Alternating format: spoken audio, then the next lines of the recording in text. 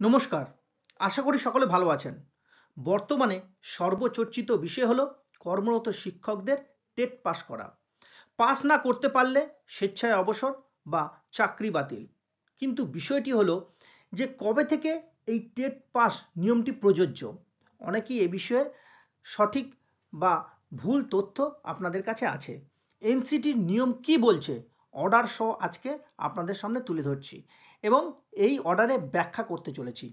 ভালো করে খেয়াল করলে দেখতে পারবেন যে 29/7/2011 NCT teacher recruitment notification rule number 4 principal notification অর্থাৎ 23/8/2010 নোটিফিকেশনের রেকটিফাই করে 29/1/2011 নোটিফিকেশনে প্যারা 5A তে এন্ট্রি করা হয়েছে।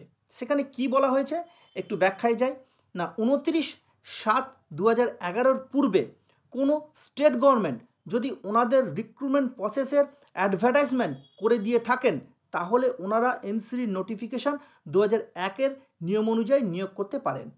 ভালো করে খেয়াল করলে বুঝতে পারবেন এখানে কোনো প্রকার অ্যাপয়েন্টমেন্টের বিষয় কিন্তু বলা হয়নি। বলা হয়েছে কেবলমাত্রই যে recruitment process date of advertisement নিয়ে। তাহলে আপনি কবে বিদ্যালয়ে যুক্ত হয়েছেন সেটা বিবেচ্য বিষয় নয়। বিবেচ্য বিষয় হলো রিক্রুটমেন্ট প্রসেস কবে থেকে শুরু হয়েছে, কবে নিয়োগের নোটিফিকেশান দেওয়া হয়েছে তার উপর।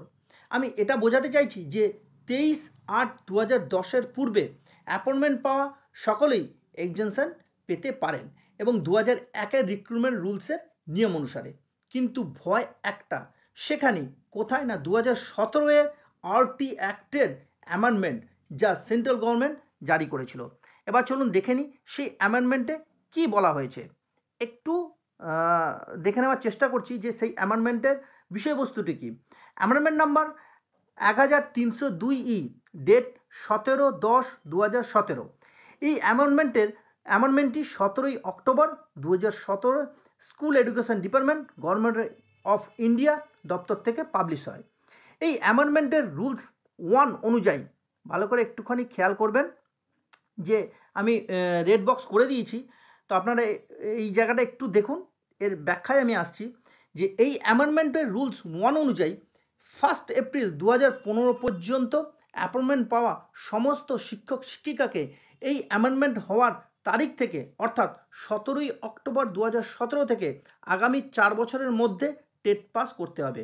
এর অর্থ হলো 16 অক্টোবর 2021 মধ্যে টেট কোয়ালিফাই কিন্তু বাধ্যতামূলক।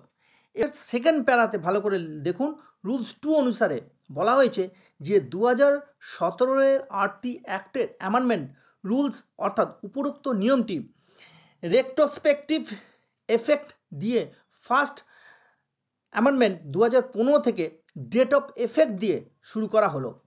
ঠিক এর পরের লাইনেই বলা হয়েছে যে রেট্রোস্পেক্টিভ এফেক্ট হলেও এটাও খেয়াল রাখতে হবে যে চাকরিরত কোনো ব্যক্তির স্বার্থ বা অধিকার যেন বিঘ্নিত না হয়।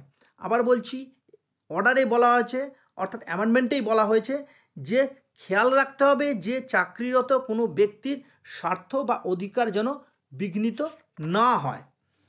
অর্থাৎ এক্ষেত্রে সেন্ট্রাল গভর্নমেন্ট 1 এপ্রিল 2015 পূর্বে চাকরিরত শিক্ষক শিক্ষিকাদের অলরেডি এক্সামশন দিয়েছে। তাছাড়া এই আদেশ মোতাবেক কোনো রাজ্য যদি উক্ত সময়ের পূর্বে নিয়োগ হওয়া শিক্ষক শিক্ষিকাদের ক্ষেত্রে টেট না নেয় তাহলে তা নিয়ম বিরুদ্ধ নয়, কারণ সুপ্রিম কোর্ট কখনোই ক্যাবিনেটের জারি করা আইনে হস্তক্ষেপ করে না, যা আমরা এসএসসি পরীক্ষার ক্ষেত্রে কিন্তু অলরেডি দেখেছি। এই বিষয়গুলি যদি সুপ্রিম কোর্টের কাছে তুলে ধরা হয় তাহলে সুপ্রিম কোর্টের বিচারক মণ্ডলী অবশ্যই বিষয়টি ভালো করে বুঝতে পারবেন, যেটা কিন্তু তুলে ধরা হয়নি। সাথে সাথে শিক্ষক শিক্ষিকাদের মন থেকে এই টেট পাস বিষয়ে যে ভয় তৈরি হয়েছে তা কিন্তু দূর হবে। আশা করি মোটামুটি বিষয়গুলি আপনাদের কাছে তুলে ধরতে পারলাম এবং যারা কেস করতে যাচ্ছেন সেই সমস্ত আইনজীবীদের এই অর্ডারগুলি একটু খেয়াল করার জন্য অনুরোধ করছি। এই রকম তথ্য পেতে সকলেই চ্যানেলটিকে সাবস্ক্রাইব করতে ভুলবেন না। সকলে ভালো থাকবেন, সুস্থ থাকবেন, সঙ্গে থাকবেন।